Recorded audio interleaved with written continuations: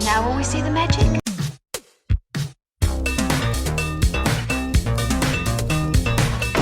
All right, where's Murray? Okay, who is it?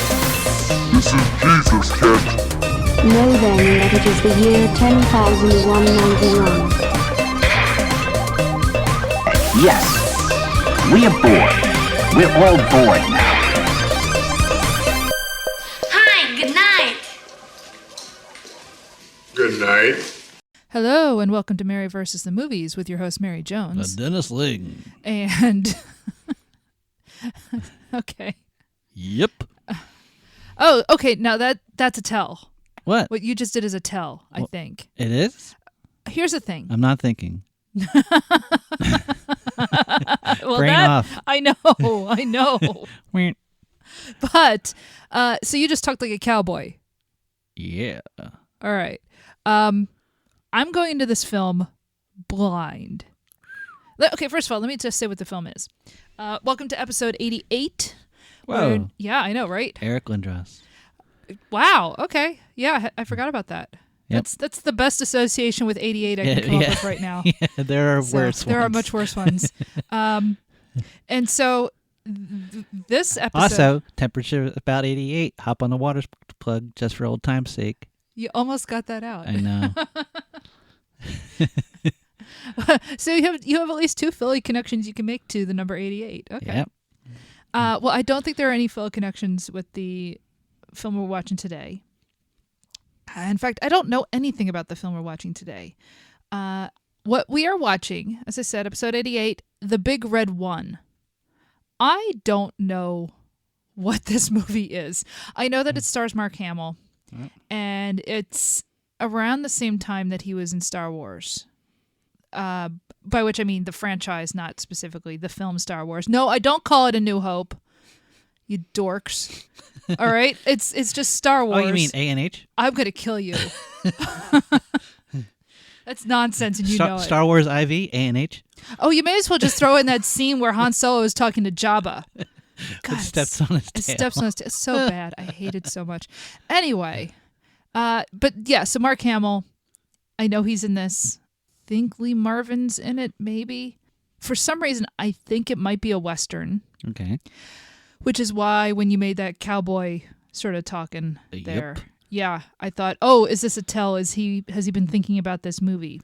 Normally, I go into these films and I have some sort of cultural knowledge, and that's part of the gimmick, right? I describe the film before I've seen it. Like, this is my impression of what the film is from culture, okay? This film has no cultural footprint at all. I have no idea what this movie is. Like, you probably wouldn't know The Hitcher, except it had been remade. That's true. That's true. And I talked about it, like, nonstop. Yes. Well, but The Hitcher looks like something that would play on the USA Network at 2 a.m. Yeah. This, I've never heard of this. I've never seen this. This definitely played on Prism and HBO. Sure. Back in the day. In lieu of me trying to, make any assumptions about this film, because I don't know who directed it, again, I actually don't know what it's about. I don't know why I think it's a Western. I might be confusing it with a different film. Have you seen Corvette Summer? No. Oh, okay. In fact, I kept thinking it was called Cadillac Summer. And I kept thinking, does he drive a big red Cadillac? So, no, I'm completely confused as to what this movie is, or Corvette Summer, or any, like my entire knowledge of Mark Hamill beyond Star Wars is the voice of the Joker, the best Joker. Yeah. He'll like pop up in things like, What We Do in the Shadows. He's fun there. Obviously, I saw Jay and Silent Bob Strike Back. The Simpsons. Oh, yeah, I guess he was on The Simpsons. Yeah. I've watched the holiday special, but that's Star Wars again. So yeah, like I don't have, like I know him as a voiceover artist, and I know as Skips. Oh, you're right. Show. Yes, he was Skips on Regular Show. Oh, you guys again.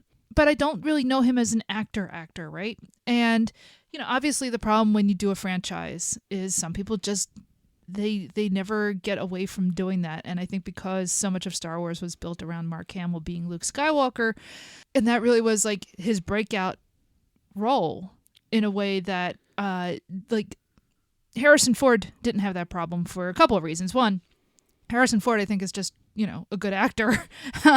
But he had been in a few things before he was Han Solo. And I think then because being Indiana Jones was a really big deal. I feel like he was more aware of what he was doing with Han Solo too. Yeah. Like I remember reading something about, his thought process. He was like, "Oh, this is a Humphrey Bogart type role I could take, and I could develop that for my career." Yeah. Like he was very self-aware. He was also much older. He was in his 30s. Yeah. He was like in his mid to late 30s when he was Han Solo. So, Mark Hamill was what, 19, Yeah. 20? Like he was really young when he was Luke Skywalker. What was that show we saw? So Mary and I every now and then will just watch promos for shows that like lasted like 3 episodes or something. Yeah, they'll be like, here's a promo of all the shows that came out in the spring of 1978 or whatever. And it's fun to watch like these little clips of things thrown together and be like, I remember that show and what in the world is that? And he was in this one, like it was like I think it was like 76, and it was like he and some brothers were like in the West, like driving trucks around. That might be what I'm confusing this movie with, actually. And anyway, what I heard was, I forget who was behind that show, and what it was called now, but I just remember reading like it was a one season thing, but it was supposed to be really good. And I don't, because like somebody like important was the writer behind it or directed it or something. And so whatever that one little weird Western show was, that was supposed to be really good. And that's like what he did right before Star Wars. But he got kind of stuck, Carrie Fisher, obviously, she turned to writing. And she did acting, but she was mostly a writer. Harrison Ford had a huge career, still has one.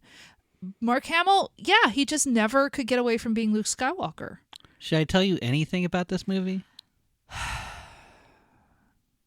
That's up to you, because I have no idea what this movie is. I'll only say it's autobiographical in a way. But for whom? Well, I won't say. Okay. That might give something away. Yeah. All right. What year is this movie? I think it's 1980 or 81. So is this before or after he had the accident? Oh, this is after. This is after. Like that was like 78. Okay. And it was like, I think it was like right before Corvette Summer or during or something. And I think the accident was like he missed a turn and he tried to turn and. Yeah, he just had a car accident. Yeah. People do. But or he met with a wampa and was hit in the face. Yeah. But yeah, so autobiographical, that's interesting, but that could be about anything. Well, that tells me one thing, that at least it's set in the real world, that it's not a science fiction movie. So last thing I want to say before we watch this is I haven't seen him do a lot of, live acting, but I thought he was great in The Last Jedi. I'm still of the camp that movie's like a bit of a mess, but I think that the arc that they gave Luke Skywalker made sense. Yeah. I thought it was great, and everybody who was angry at it can, piss up a rope. So I'm interested to see him like doing something that is not genre here. Like that's interesting to me. Do you think there's a love interest? See, it's a little hard because you have no idea. I have nothing. no idea what this is. Yeah, I can't. This is such a blank slate for you. It really is, and which is kind of exciting. There's so often I go into these things, I have at least some idea of what the movie is. This I have not. I have no idea what I'm walking into, and that's kind of neat. Yeah. So, shall we go watch the movie? Yep. Someone has killed some other son today. Head blown up by some soldier's gun. While all the mothers stand and wait.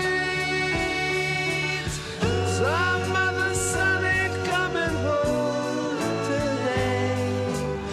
Some other son ain't got no. So, not a Western.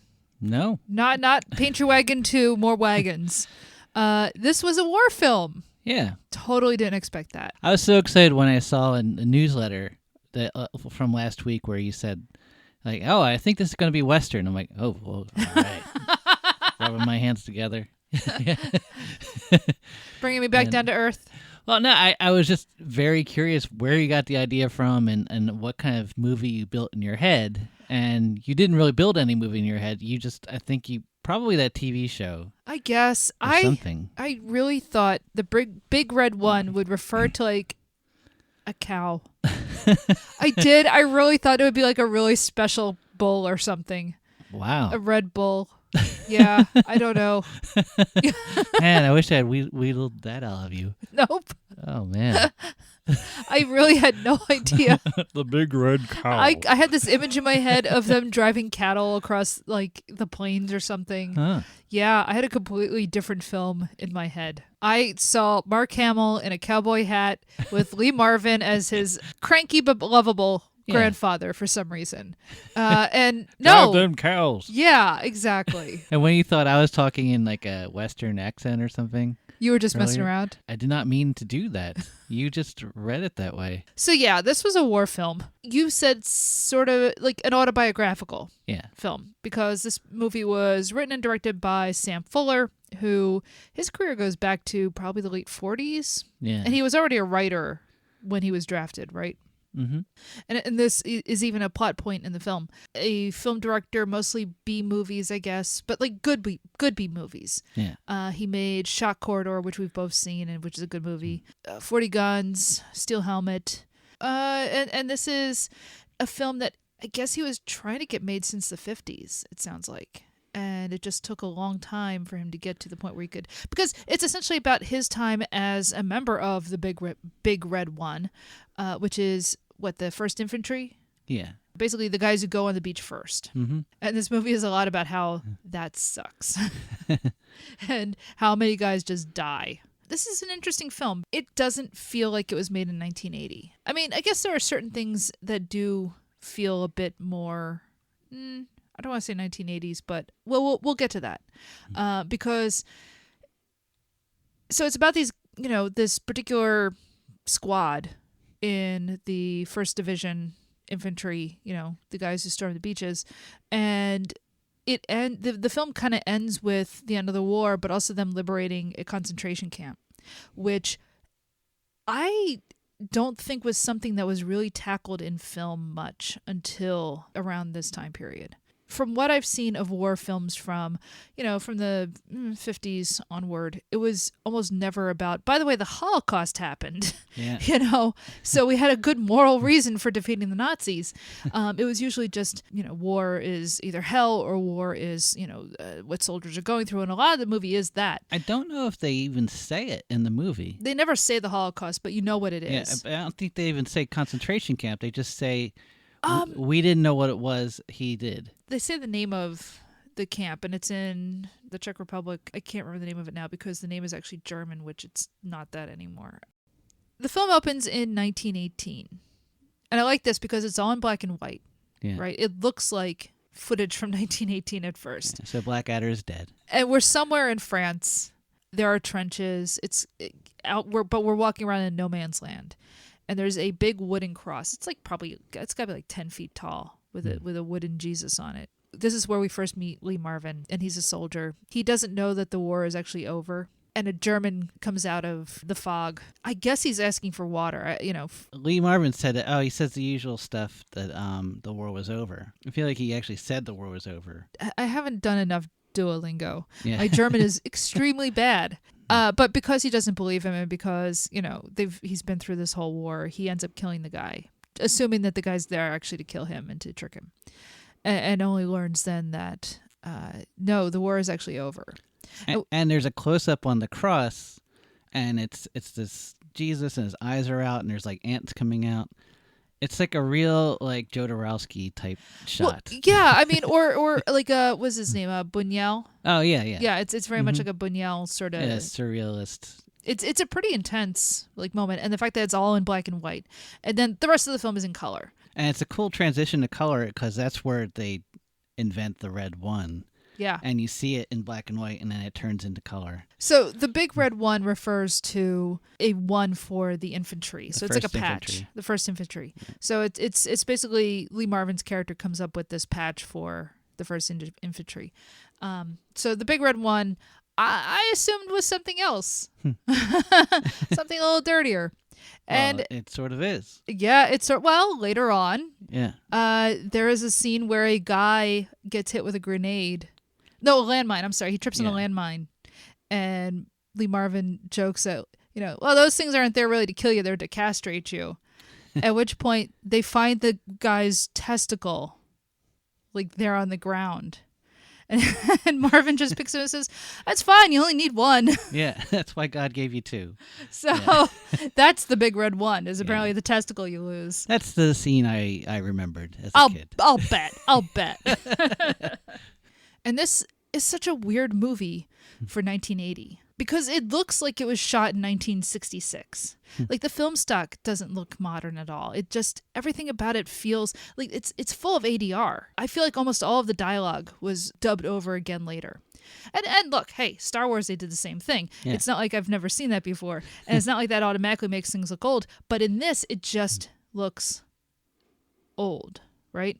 And actually, I don't know. I kind of feel like that works in the film's favor. Oh, yeah. It doesn't feel like a film from the 80s, except there's a lot of sex talk. Yeah. So it definitely doesn't feel like a studio picture from 1966, even though it looks like one. And even though it has sort of the beats of one. There were probably films written like this back in 66, and the studio's just like, no, we're not ready yet. Absolutely. Yeah. I mean, you look at something like Catch-22.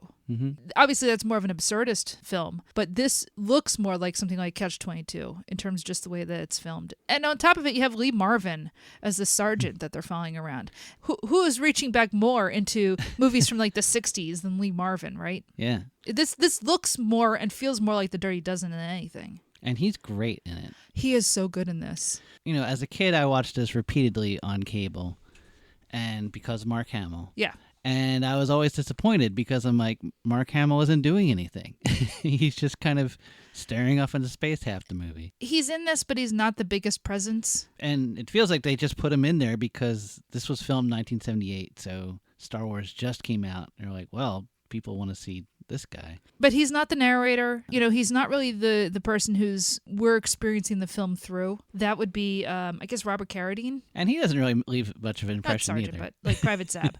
No, he's just kind of playing, you know, your kind of typical, I'm kind of a tough guy, but I'm actually a writer and all this stuff. You know, he's. Whereas Mark Hamill's character, Griff, first battle doesn't shoot this guy. And so like the whole movie is kind of fighting this. You know, is he a coward? He doesn't know if he can follow through in killing people. So, of course, nobody wants to call him a coward because it's not like he just runs off, but he isn't exactly helping them. But what's fascinating is, so there's a scene where, you know, he and Lee Marvin, you know, are talking, and he's like, I don't want to murder people, and Lee Marvin's like, it's killing, you know, killing's different than murder. You know, you kill animals. And then immediately it cuts to this German troop, the same number of guys. And this one guy is talking, and he says almost the exact same things that Mark Hamill is saying. And then that's an interesting scene because you have a bunch of Germans stuck in the desert questioning, you know, and the one guy's just like, what are we even here for? And they're playing the Horst Wessel Lied, which is like the Nazi anthem. Not Deutschland über alles, but like kind of like their party song. Yeah. I guess in both senses. Horst Wessel was this Nazi who got murdered in a riot. And so they wrote this whole song about, you know, isn't he heroic and whatnot. And so this German is saying, Horst Wessel is a pimp. He exists to get Hitler young, fresh faces. Essentially saying that this is just a guy being used to provide fodder for people to sign up for the war. And so this guy's basically saying, you know, what are we here for? This is stupid. I'm not a Nazi, really. I don't care about any of this stuff. I just want to go home. Screw this. So, of course, his commander has him shot for treason.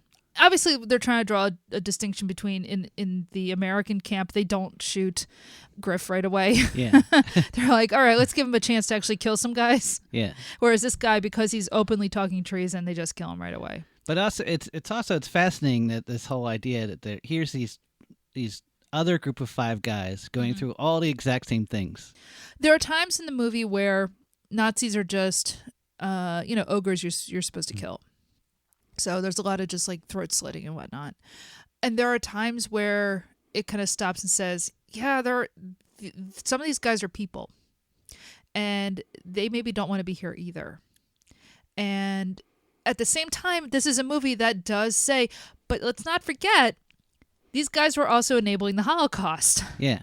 So it never lets these guys off the hook, but it tries to strike a certain nuance, which is really hard to do sometimes, right? Well, so what's interesting is that the first battle in the film is not with Nazis at all. It's with Vichy France. That's a fascinating scene because they send these letters to this encampment. A lot of soldiers are like, we don't want to shoot against Americans. So the Americans land. Nobody shoots at first, but then the captain comes out and he shoots the guy that says that, and then he gets shot by one of the other soldiers, but he grabs a machine gun, and then there's like a short firefight, and all of the French soldiers start waving a white flag like, hey, look, we don't really, we're not into this. Yeah.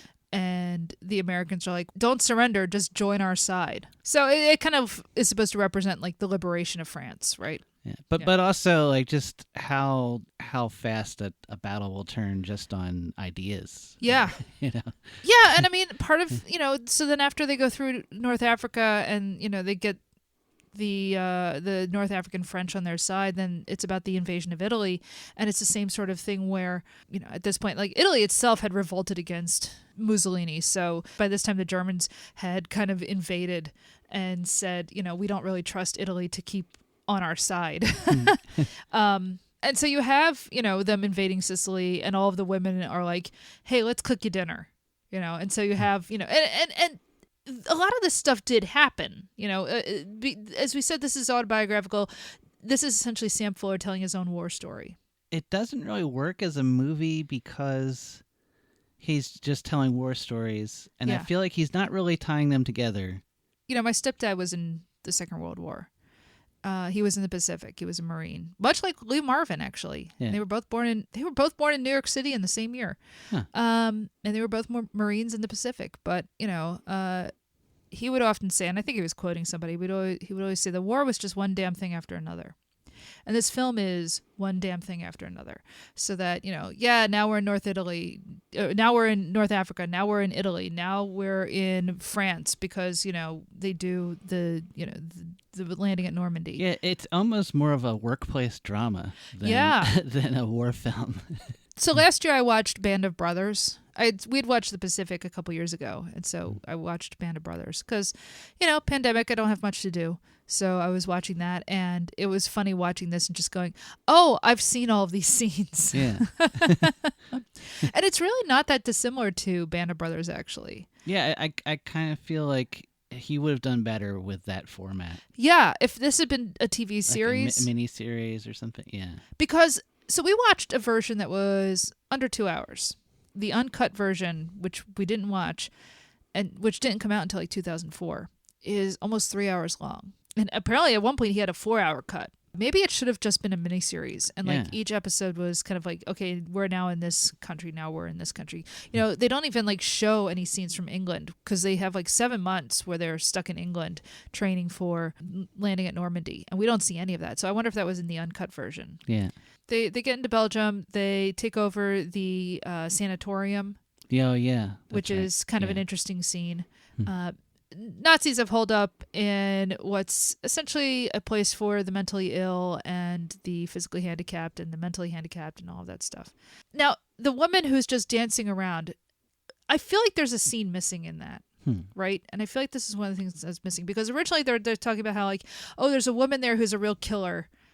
And then we don't actually meet her unless she's the woman in the dress dancing around. I assume she's the one in the dress. I assume too. And she's just called like the Walloon or something like that. Yeah. And I guess the idea is she's a spy. Yeah. But the film doesn't really explain that. Oh, because when they first talk about her, I thought she was supposed to be on the other side. That's actually Julia Childs. That is. Well, she was. I know. Yeah. And this is a very tall woman. Mm-hmm. Yeah. Like, so there's this whole crazy scene in like this European sanatorium. The Nazis are just kind of like drunk and hanging out there because they just don't expect anyone to show up and take over. But that's what our guys do.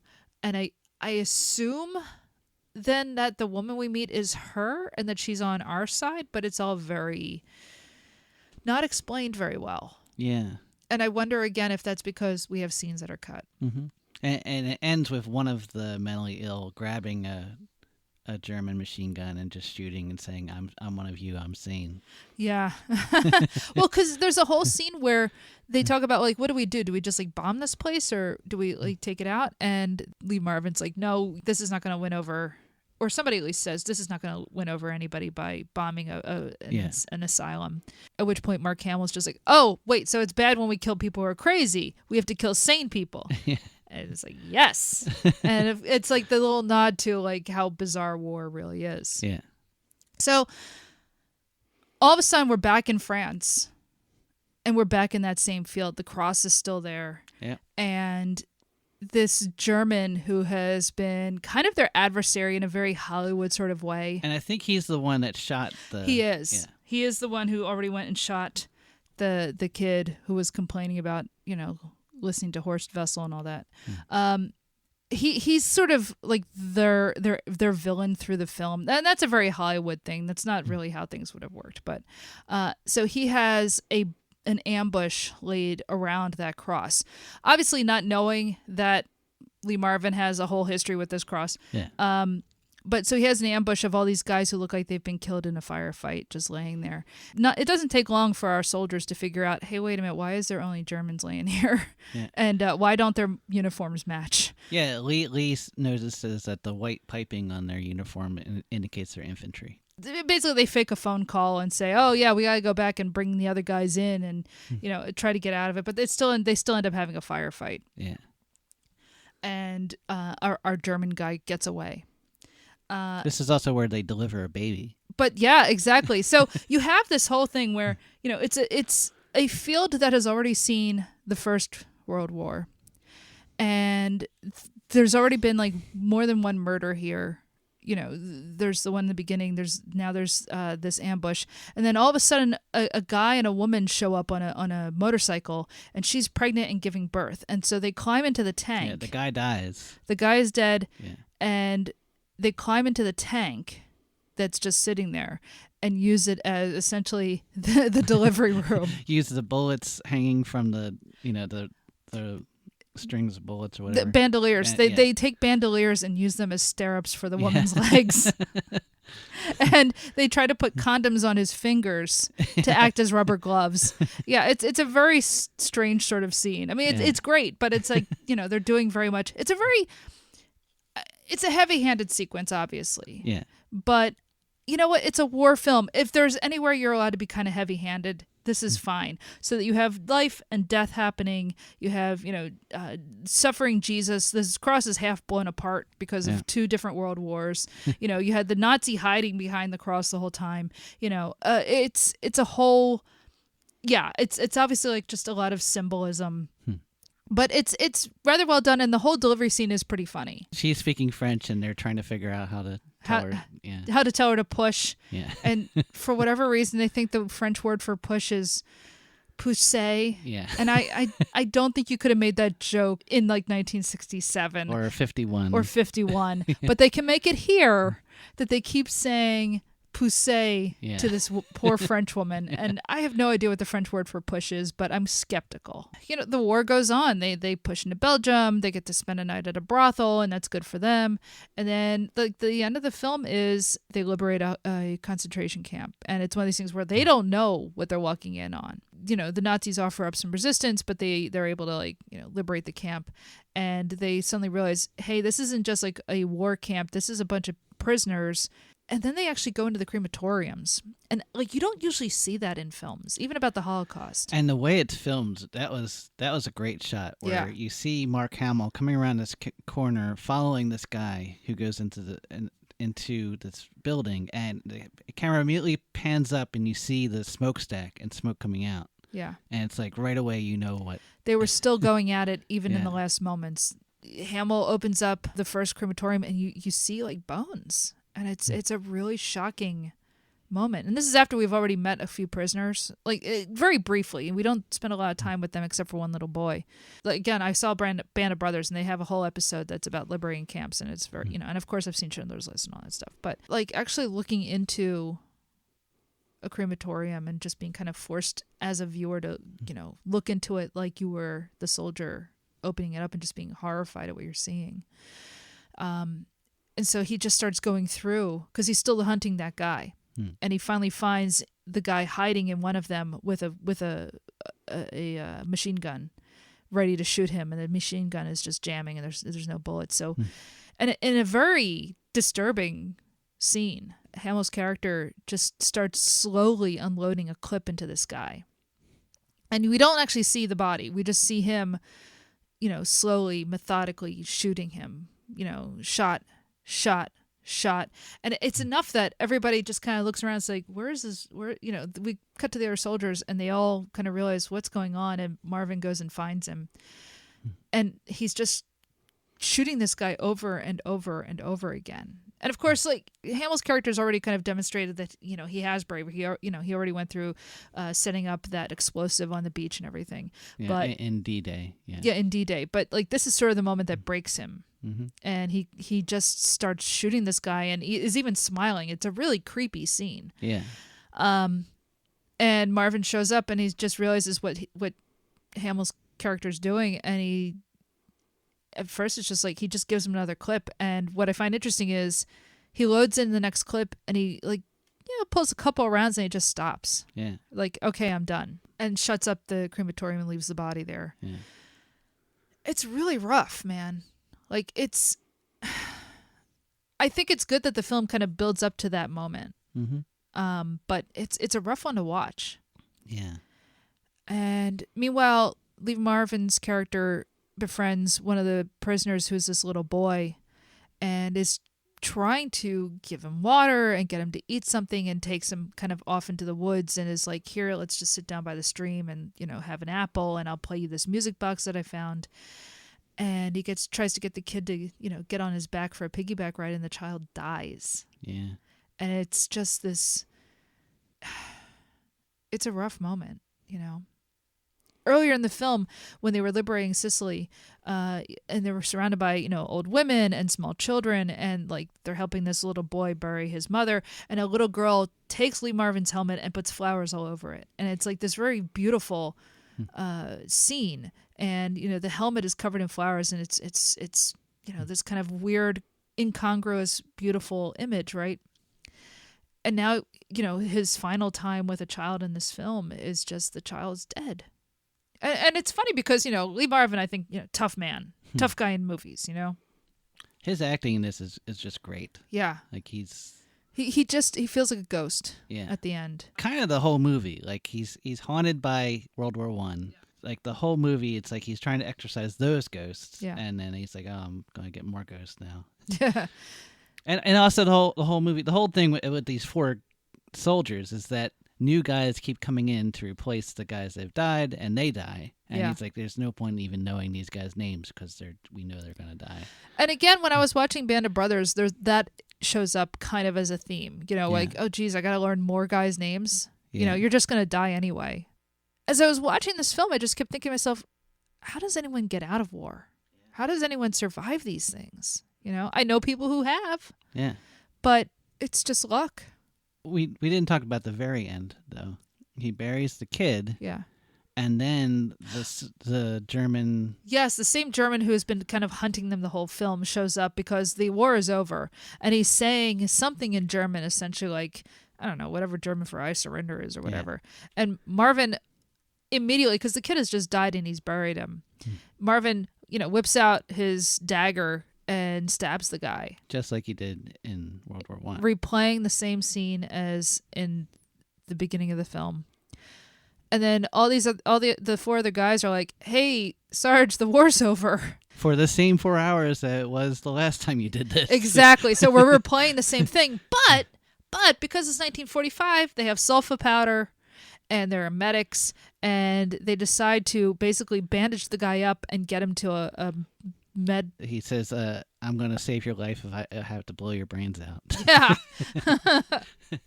and that's the end of the film, is him trying to redeem himself by not taking a life after a war again.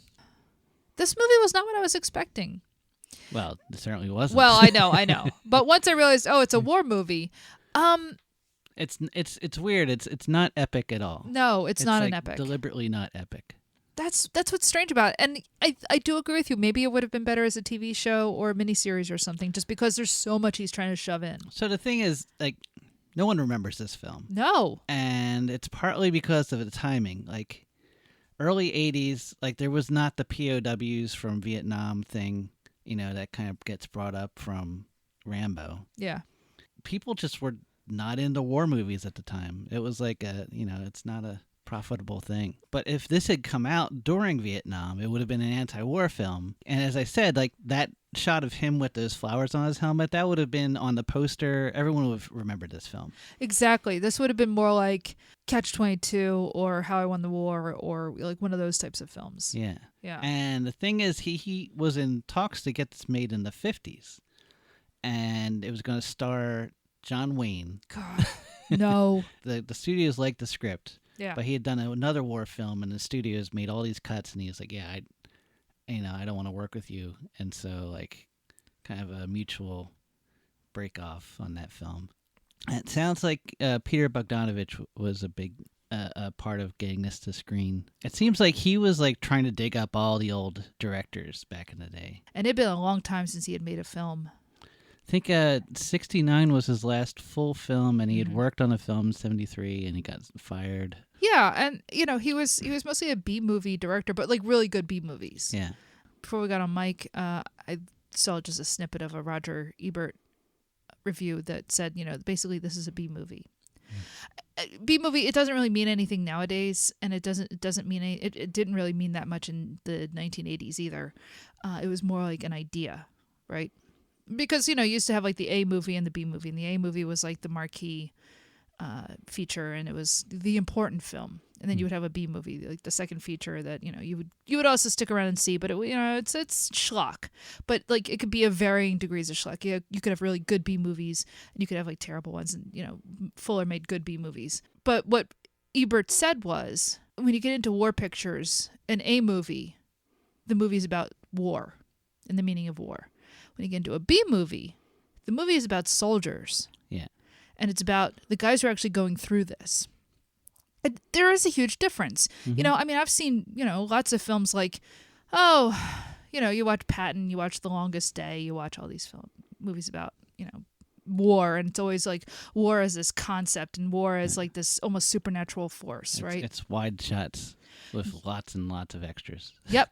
We mentioned Lawrence of Arabia in the last show and stuff, and movies like that.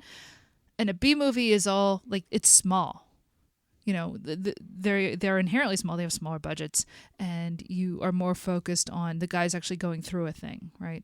So you liked it? I think it's a good film. I actually want to seek out the longer version and see what's missing. I'm really curious because there's something that feels a little disjointed about it, but not in a way that makes it hard to watch. But it definitely feels like there's stuff that's missing. We brought up the asylum and the sniper who's supposed to be living there, or the woman killer, the killer woman or whatever, that never really fully gets explained in the film. So, we don't see any of their time in England. There's stuff that's missing. So I do want to go and seek out the longer version of this at some point. Mm-hmm.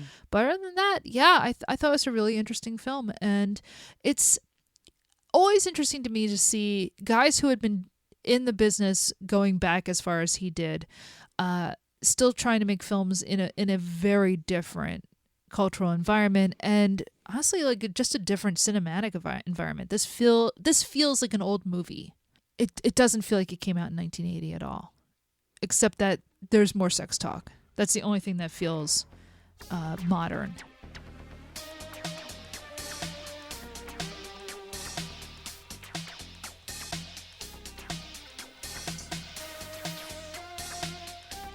So that was The Big Red One, written and directed by Sam Fuller, starring Lee Marvin, Mark Hamill, Robert Carradine, Bobby DeCicco, Kelly Ward, Stephanie Audran, that's the Walloon fighter, Siegfried Rausch, and just a whole bunch of other folks. One more thing, like it feels like because it moves all over the place, it goes to North Africa, it goes to Italy. I mean, even though it was all filmed in Israel. Yeah. And then it goes to Belgium. It goes, they're in the snow. They're all over the place. Everything feels like kind of a different movie. Yeah. And I felt like the the concentration camp part actually felt like more like All Quiet on the Western Front. Oh, wow. Like it had that vibe. Okay. Like suddenly everything got very heavy. Yes. You know? Yes. And it was, and kind of unrelenting, and that just that, like I don't know how the new version is. Yeah. I'm curious. Yeah. But the original like 1931, that one is it's brutal. Yeah. No, the original All Quiet from 1930 is one of the most amazing and arguably the greatest war film ever made. Certainly the greatest anti-war film ever made. And yeah, the way that this suddenly gets very serious and very stark, I think I think you're right. It probably does owe something to that film. Yeah. So, sorry, just wanted to throw that in. Absolutely. Yeah. No, I'm glad you didn't. And any reason to talk up All Quiet on the Western Front is okay with me. Yeah. So, you can follow us on social media. We are Mary VS Movies on Twitter and Instagram, and we are Mary VS Movies at mas.to on Mastodon. We are Mary versus the Movies on Tumblr, and we do have a website coming, even though, I haven't launched it yet. Look, we're very busy right now. We have a Patreon where you can help support the show. That is also Mary VS Movies on Patreon. You help support the show because servers cost money. Also, we are launching a subscriber-only podcast called Hollywood Avalon, where we are looking at films of an Arthurian bent, and our first film will be Indiana Jones and the Last Crusade, which I'm very excited to release. I love that film. You can find us on all of the major platforms. We are on Apple Podcasts, where you can rate and review us. Please do that because it would get more eyes on, or I guess ears on, our podcast. We've gotten some lovely reviews, so please, if you have a moment, go and rate and review the show. We are on Stitcher. We are on Spotify. We are on Google Play, Overcast. Go to RSS, go to Libsyn. You can get our RSS feed and plug that into whatever your podcatcher of choice is. Next time, it is February, and you know what that means? Groundhog's Day. Well, okay, yes. Actually, this is probably coming out on Groundhog's Day. Romance. Yeah. So we are going to flip a coin between two romantic comedies of the 1980s. One I want to see and one I don't. You know what? I don't care that you don't want to see the other one. I do. Maybe it'll win me over. I think it will. All right. So the two films that we're going to flip a coin between are Arthur, the movie about a rich drunk, starring... Well, what? Okay, well, what? Am I wrong? No, you're not wrong. Yeah. Starring Dudley Moore and Liza Minnelli. I was a big fan as a kid. Okay. And versus Say Anything, starring John Cusack and, Ion Sky, I think? Whatever. Why do you hate Say Anything? I don't know. I just saw a part of it, and it rubbed me the wrong way. Why? I don't know. Like, there's something about John Cusack that rubs me the wrong way. What? I don't Why? know. I know what it is.